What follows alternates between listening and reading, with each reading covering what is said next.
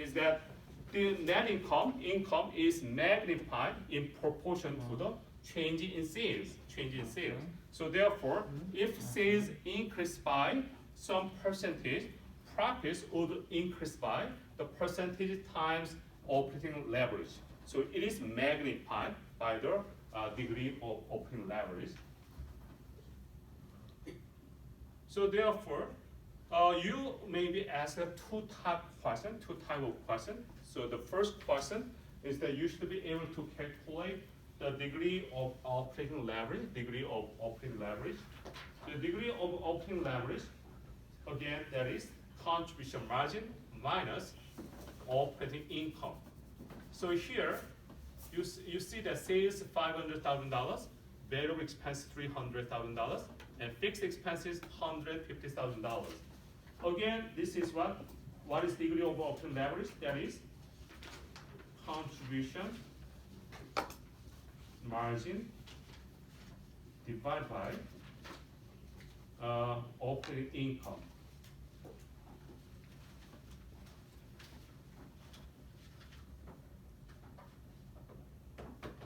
So what's the contribution margin? Sales minus variable expenses, right? Sales minus variable expenses, which is $200,000. And what is net operating income?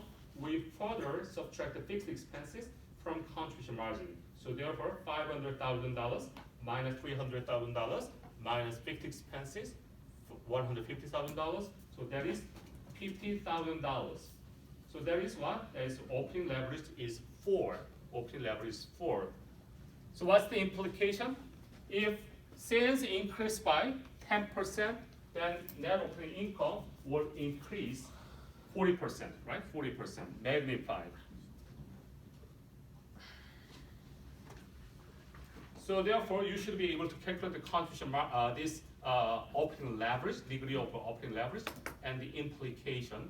You should be able to interpret the implication behind this operating leverage. So second question you may be asked is if operating leverage is 5, if company sales increase by 10%, then operating income should increase by what percentage?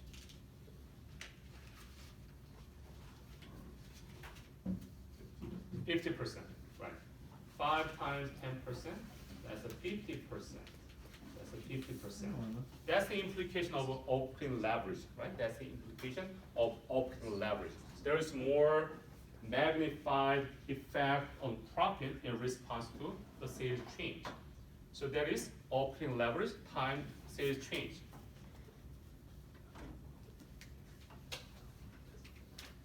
Okay? Any question? Could you explain the last part again? This one? Mm-hmm. All we did was take, what's it called? Oh, the second problem. 5 times 10%. All we took was, 5 times 10%, that's the 50%. That was it. Okay. Well, I'm just thinking now. No, I know how he did it, but yeah.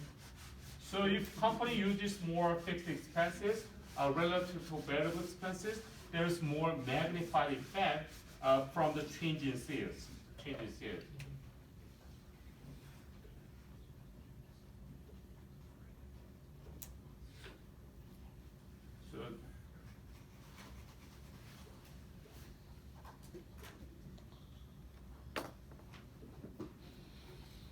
So company uses more fixed expenses. There is high degree of operating leverage. So that means this is relatively, so variable expenses are low and the high fixed expenses. So this is not a less steep, very steep. It's not a less steep. So therefore, if sales increases, there's more magnified effect of profit, which is the difference between two. That's the implication. So compared to that, if company has a low fixed expenses and high variable expenses, that means low fixed expenses, high variable expenses, which is more steeper, the expense line, then the difference is narrow. So therefore, the operating leverage effect is low. So that's the implication. That's the implication. High fixed expenses, that's related to high operating leverage. So therefore, profit and losses are magnified in response to the change in sales. So you can see that those kind of industry in the real world. For example, back in 2000, when 9/11 erupted, the airline company hit hard by the change in the industry was hit hard, right? Because the airline company is comprised of high fixed expense industry. So therefore, there is an effect from this operating leverage. So that's the okay. Again, you have to know that this calculation, how to calculate this one, and you should be able to interpret this operating leverage.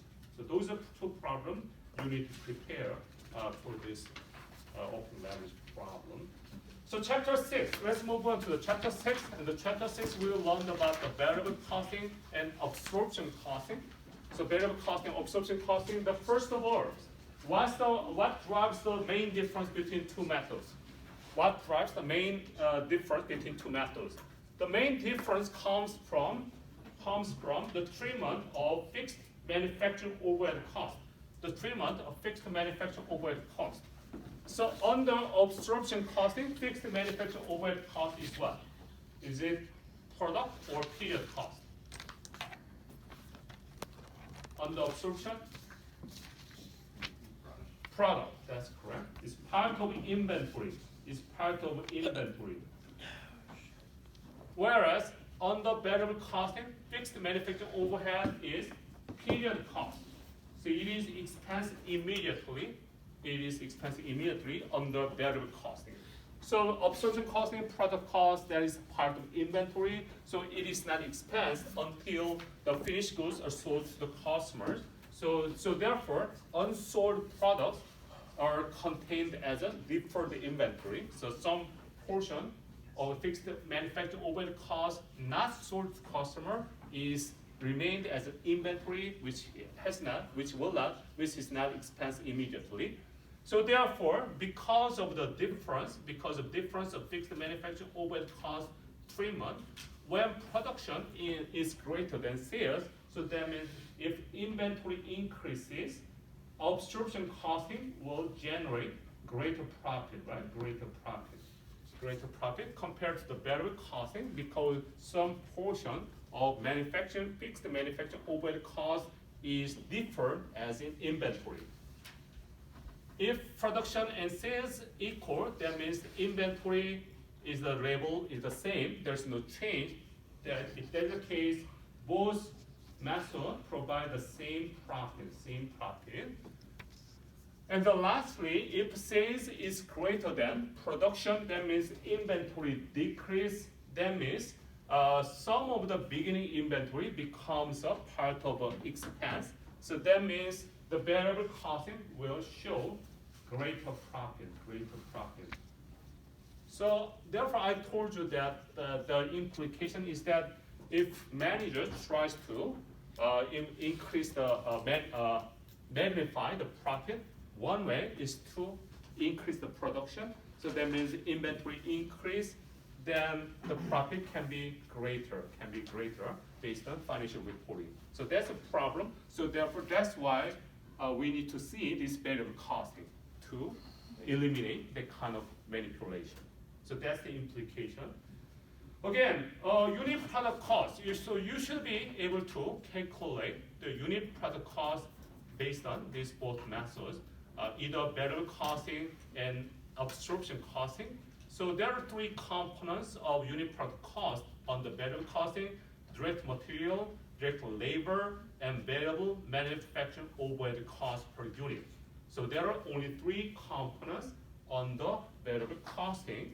The fixed manufacturing overhead cost goes to period cost, right? Fixed manufacturing overhead cost goes to period cost on the variable costing. So it is expensed immediately. So it is not included as a product cost on the variable costing.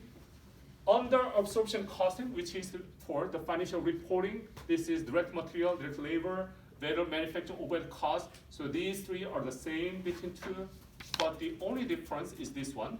We have to include the fixed manufacturing overhead cost per unit. Fixed manufacturing overhead cost per unit.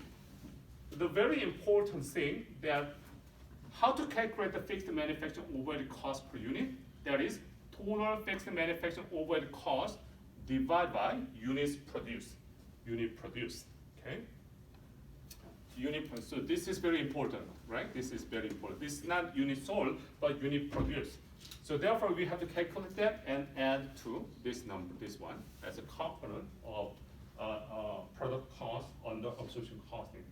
So therefore, the possible question you may be asked is that, so this is a table about information. So unit selling price $120, and this is the information of unit cost, units produced, units sold, and fixed cost.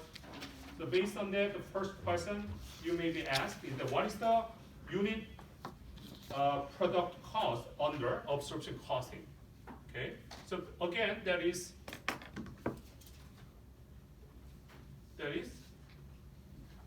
direct material, direct labor. So that is include that direct material, direct labor, and variable manufacturing overhead cost, right? There is the three components of the variable costing. So let's try to answer the first question first. So this is the MCL plus variable manufacturing overhead cost per unit. So this is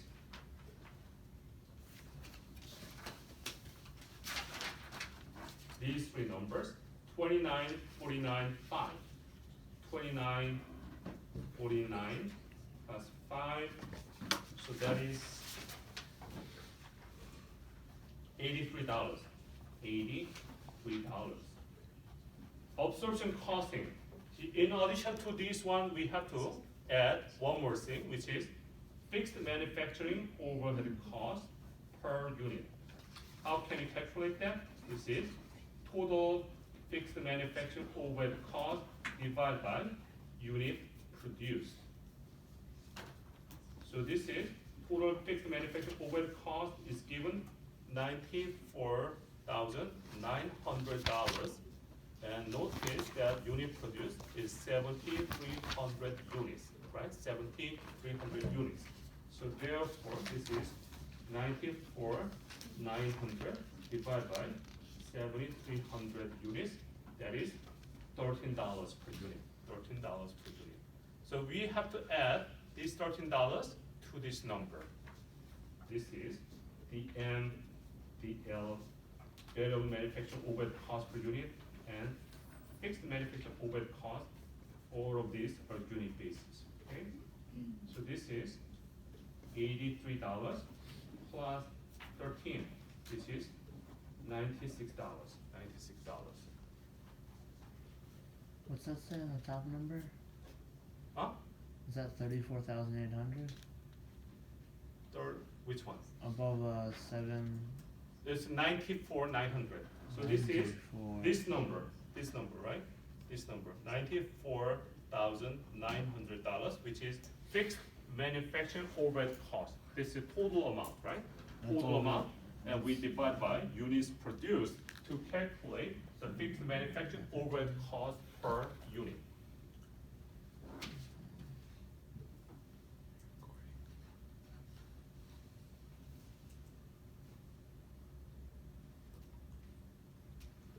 So again, these three numbers are directly given. It will be directly given. So you should find out these three numbers to calculate a variable cost unit product cost.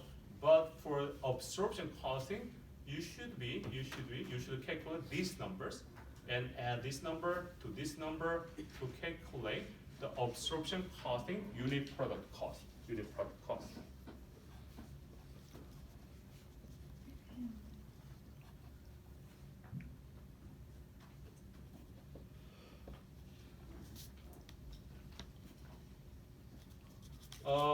So you'll be asked this kind of question in the exam, so you should prepare for that.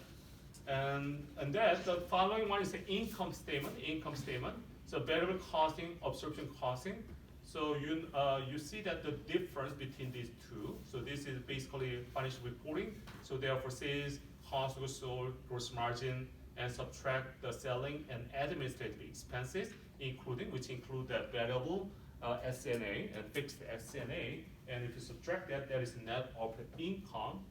And for the variable costing, this is basically contribution margin income statement. So we subtract sales, variable expenses from sales. So variable expenses include the variable cost of goods sold, variable selling and administrative expense. So that's the difference is contribution margin. And we subtract the fixed expenses, which are fixed manufacturing overhead cost, fixed selling and administrative expense. So that is net operating income.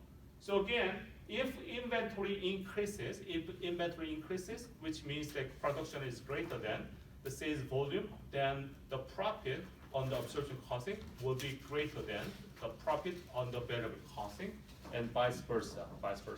If production, there is no change in inventory, then the income will be the same. Between two methods. So I think that so you can practice this problem.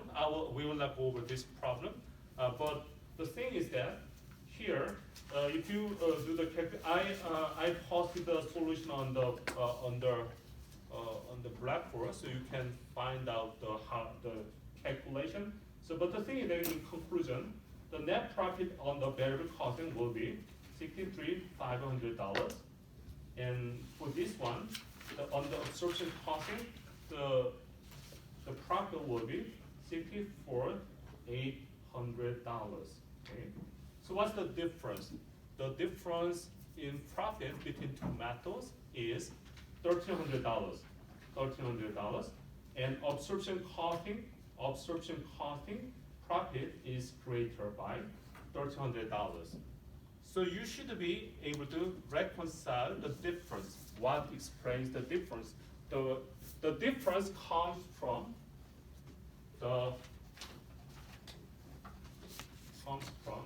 you should be able to calculate the fixed manufacturing overhead cost deferred in inventory. So that's the part that of fixed manufacturing overhead cost contained as an inventory. So how to calculate that? This is change in, so that is unit produced minus unit sold times fixed manufacturing overhead cost per unit. And this is the increase, so this is increase in inventory.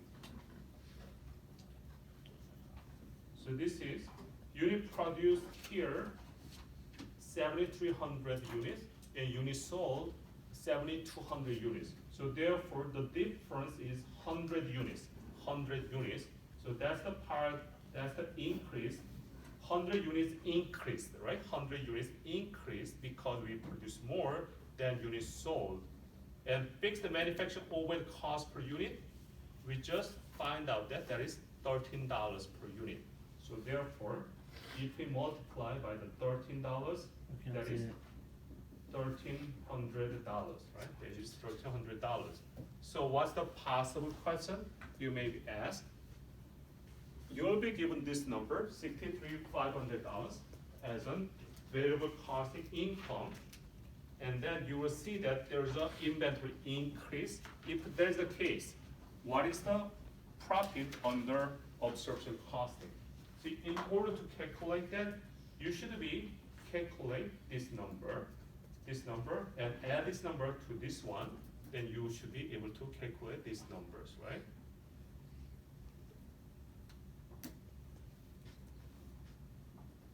So we will see the kind of question you may ask for this type of question in the following next part.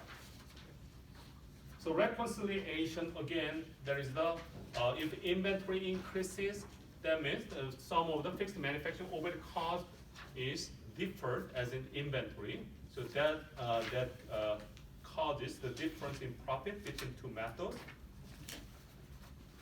So for this reconciliation, you may ask this kind of question. So there's a company, and last year, company net operating income of $40,000 using variable costing. So this is profit on the variable costing, $40,000. And it says that beginning and ending inventory were 22,000 and 27,000 units. So therefore, we can find out that inventory increased by 5,000 units. And if the fixed manufacturing overhead cost was $3 per unit, if that's the case, what was the income using absorption costing? So inventory increased. That means the profit on the absorption costing will be greater by how much? That is,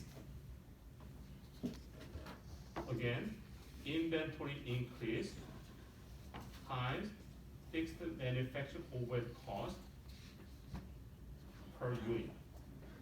So this is the inventory change, 27,000 minus 22,000. So 5,000 units increase, and fixed manufacturing overhead cost unit is given $3. So therefore, this is $15,000 more to the income under variable costing, $40,000. So therefore, the income from under absorption costing would be $55,000, right? $55,000.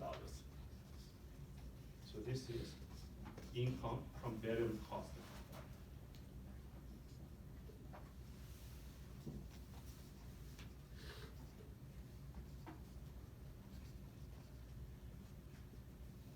Variable. So variable costing income, right? Variable costing income. Income from variable costing is given $40,000, and inventory increased from 22 to 27,000 units. So therefore, increase of inventory is 5,000 units times $3. So that's the part that is not expensed immediately from under absorption costing. That means there is the more profit under absorption costing. So for this one, we have increase then, is that correct? Yeah, the profit increased by this amount By if we 15,000. use the absorption costing. Sure. So the answer is $55,000. Compared to variable costing, the profit on the absorption costing will be greater by this amount, $15,000. So in conclusion, the profit on the absorption costing will be $55,000. Where, did we get the 40,000? $40,000 is given here. Okay. $40,000 using So variable given. costing. Okay, perfect.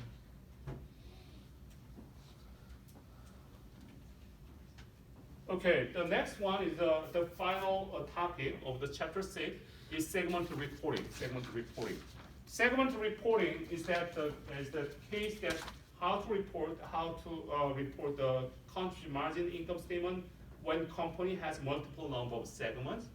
So if there is a case, there is a traceable. So there's two types of fixed costs under this segment reporting. The one fixed cost is traceable fixed cost that is specific to each segment. So therefore, that specific traceable fixed cost can be eliminated if we remove that division or the segment. And there is a common cost. So the other type of fixed cost is a common cost. So that is happen regardless of each segment. So this is common cost. This common fixed cost should not shared by this segment, right? These common costs should not be shared by the segment. So therefore, we have to subtract from the total amount. So again, you should be able to calculate the net operating income from this segment reporting. So basically, segment margin, we add this two segment margin and subtract the common fixed cost, then we arrive at this net operating income. So there are two things you should know. The first one, common cost should not be shared by the division or the segment. And how to calculate this one? We add these two numbers and subtract the common cost. That is the net operating income under segment reporting. So for example, if the case, so if this is, let's look at this problem. A company has two division, two segment. It says that the one segment margin is $34,300, and the other division, the segment margin is $86,700, and it says that the total amount of common fixed expenses not traceable to the individual divisions is $95,600. So this is common cost. This is the segment margin of each segment. So the question is, what's the operating income? So you just add this division income segment margin, which is 834,300 plus 86,700, and subtract this common cost. Friend of you. So that's the net operating income, right? That's the net operating income. It's very simple, very simple.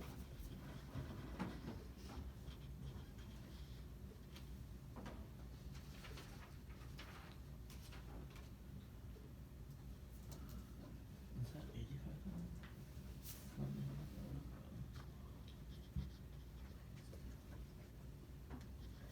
Okay, the chapter 7, the last chapter of the exam 2, the master budgeting. We learned about the budgeting. So the first of all, there is something about some advantages of budgeting. So we can find out some the slide that what kind of advantages can we expect from budgeting. So you can find out that, and you can prepare for a possible multiple choice question for this one. And also you should know basically the sequence of a budgeting. So we start from sales budget, and the next one is the production budget, and this is direct material, labor, and manufacturing overhead budget, and cash budget, and finally budgeted balance sheet and budgeted income statements. That's the sequence of the master budgeting. And cash collection. So from sales budget, we have this kind of problem. Sales collection. So therefore, you will see this kind of question in the exam for the how much will be the March collection. Also, it could be you will see some different numbers and different months, maybe, and different percentage. But if you understand this problem, then you'll be fine with the exam, the problem you will see from the exam. So the question is what is the collection in the month of March, during the month of March? So you should check the terms of the collection. The terms of the collection, normally sales are collected 60% in the month of sale, 35% in the month following the sale, and the 5% is not collected. So you just be cautious about these two things, 60% and 35%. The 5% is not collected. We do not